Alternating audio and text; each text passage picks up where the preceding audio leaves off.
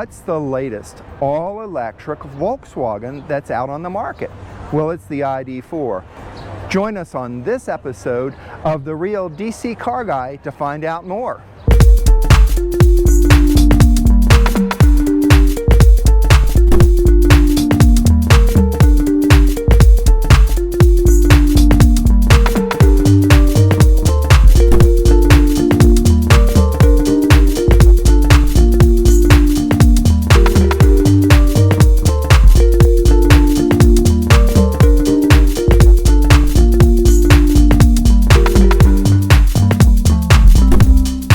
It's William West Hopper from The Real DC Car Guy, and we're here in Tysons Corner, Virginia at Tysons Corner Center for the ride and drive for the VW ID.4, Volkswagen's new all-electric, battery electric SUV.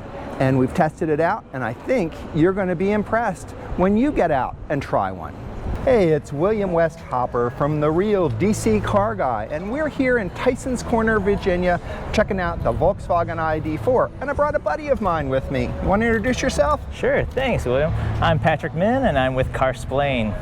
So, Patrick, what'd you think today? We both got to drive the ID.4 for the very first time, and we have not talked about our driving experience, so what was your experience? I think it was really impressive. This is kind of their first major electric vehicle after e-Golf. Right.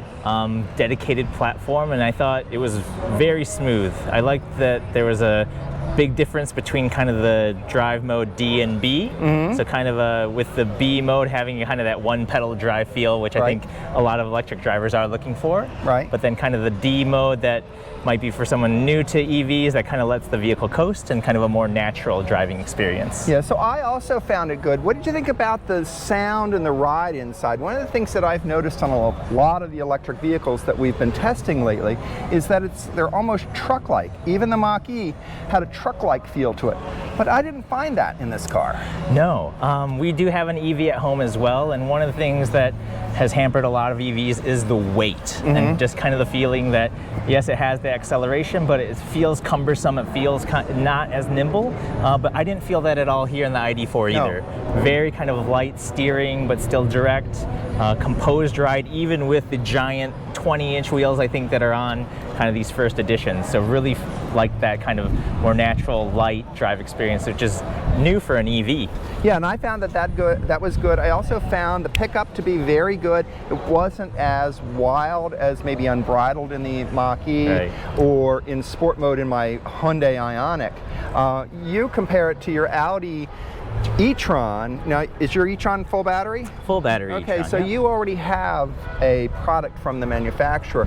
So do you see a difference between e-tron and this? Is it same? Have they dropped down? Have they, what has Volkswagen done that Audi may not have done, or what have they learned from Audi? No, I think they have been able to do quite a bit, and it's not a market drop down in terms of that overall EV experience. Mm-hmm. So still very smooth, good power. Like you said, it's not going to punch you into the back of the seat like the Teslas or some of the other EVs out there, but more than respectable, more than enough get up and go to kind of merge onto a freeway or dart into that little hole in traffic. Right. So what did you think about the inside? You're a family man. You need space in the inside of a vehicle. What did you think about the inside?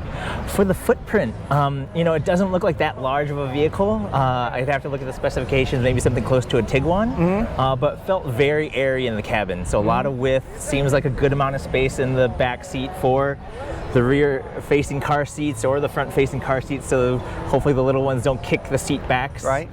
So again, I think a good amount of space, front and rear, and then still a good amount of cargo space as well. I really found the I suppose it was the ski pass-through thing. I thought that was great. I mean, because it has the 60/40 fold down, mm-hmm. but it also has that ski pass-through when you need something. You still need the 4 seats, but you want to pass something through the back. And I thought that was something that was very different that you don't see in any SUV really these days. You see that ski pass through in sedans and coupes and hatchbacks, but I haven't seen it in an SUV. Yeah, good interior flexibility. I think one thing that some of the EV people might be interested in is, somehow the EVs have associated themselves with the front trunk or the frunk. Volkswagen has decided not to go with a frunk kind of storage space. There's still kind of the traditional mechanicals and electrical systems that are kind of under the hood.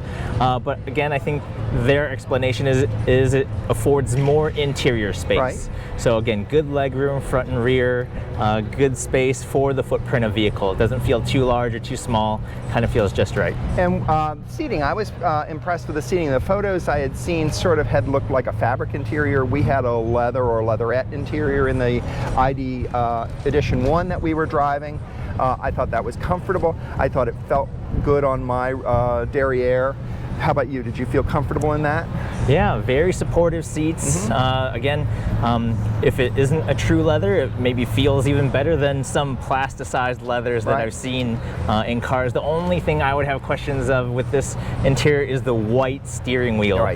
Looks great when it's new, when they're cleaning it between each driver, but at the end of a 3-year lease or at the end of kind of an ownership cycle, I could see that starting to look well, and I think that's dirty. a big thing from a lot of the forums I've seen. A lot of people have complained about that, and I'm sure it's just part of Volkswagen's initial launch that they want the car to be flashy and with that white steering wheel. I have seen photos without a white steering wheel, so I know that it's out there, so that's good. What do you think about the driver's dash display? I like it. It's not a giant display, so it's not like the 12.3 inch that we're seeing in a lot of vehicles, but it just kind of keeps the information that you need to see kind of front and center. So speed, kind of indicators, anything to do with kind of vehicle status, range, and then they have kind of the ID light bar at the top, kind of just under the windshield. So good information there, and then obviously they've got the big screen in the center for the infotainment, radio, nav.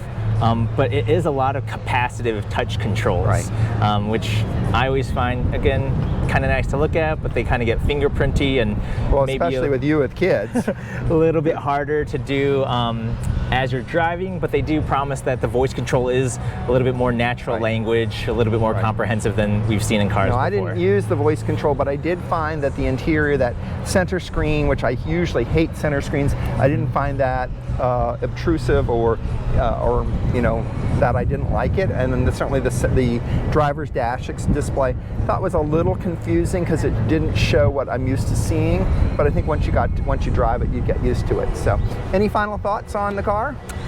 No, I mean, really excited to see. I know that they have been taking reservations for quite some time. I've seen, I think, a handful of cars on the road here in the DC area already. And again, I think it was a little bit bigger than even I had imagined it in pictures. I kind of thought it was a little bit smaller, so it is good size, should be a lot of room. Yeah, and size is right, and you're right, Tiguan is a good overall size of it. So I believe that you can order one here. What we were hearing is if you put a $100 deposit down, you get a little gift, and you get secure your $7,500 tax credit, and some other things as they're saying. And did you get your little gift? I did. So isn't that kind of cool that where is it? Oh, here it is. We got our little ID.4 gift for driving, which is a collapsible stainless steel straw. So green sustainability, the message is kind of consistent from the brand throughout. So super. So just want to thank our viewers for checking in with us while we're here in the end of April 2021 at Tysons Corner Center in Vienna, Virginia, as we test out the ID.4 from Volkswagen. Now, Volkswagen is doing this ID.4 test drive all around the country, and they're probably about in the middle way through the event right now. I know they've been in California and Texas, and now they're working up the East Coast. So if you have a chance to get out and test out an ID.4 from this program, which doesn't have any dealers involved in it, and we want to thank our friends from Drive Shop who are managing this program, but also if you do want to check one out, check one out at your local Volkswagen dealer because they're out there. Yeah, very cool experience. All right, thanks. Thank you. Just want to thank you all for watching this episode of The Real DC Car Guy, and make sure you check in on Carsplain. Now, you're on YouTube? Yes. YouTube, Instagram. And Facebook. So Patrick Min, Carsplain, William Westhopper, the real DC Car Guy. We look forward to seeing you the next time we're out test driving brand new cars, whether they be electric vehicles or internal combustion vehicles. You'll find both of us behind the wheel and checking things out. Thank you. Bye. I want to thank you for joining us on this episode of The Real DC Car Guy as we tested out Volkswagen's ID.4, their all-new fully electric SUV.